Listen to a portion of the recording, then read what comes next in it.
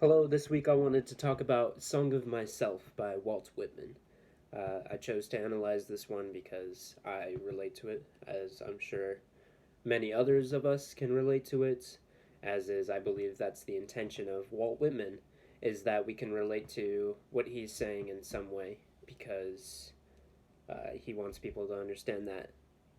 He wants people to come away with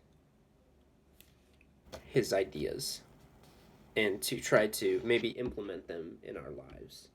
And I think that's important to kind of acknowledge because he is a man of the people. He wants what's best for all of us, and that is, he wants us to just live our happy lives, our lives to the fullest, in the highest degree. And he talks about how it's easy to obtain that. And he talks about that in the laws of nature. Uh, well, not necessarily, he doesn't necessarily say laws of nature directly, but in section 14, line 252, he says, I see in them and myself the same old law. To me, I think he's referring to the law of nature, one of the laws of nature, that we're kind of here to do nothing else more than reproduce, eat, and sleep. That's basically it.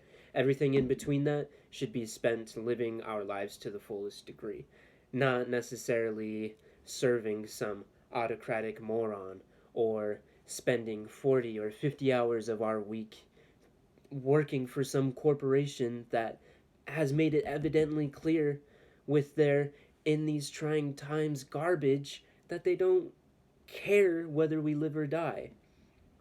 And that was true in Walt Whitman's time, and the reason that I I think that it applies to our times, that this piece is transcendental through time, because we ourselves, me personally, I'm trying to find my truth. And according to Walt Whitman, I can find my truth by just stepping out the door and just going outside and realizing that life isn't all that complicated.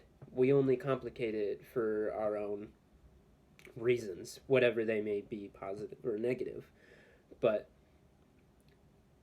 that's why I enjoy Song of Myself, is because he wants people to find their truths.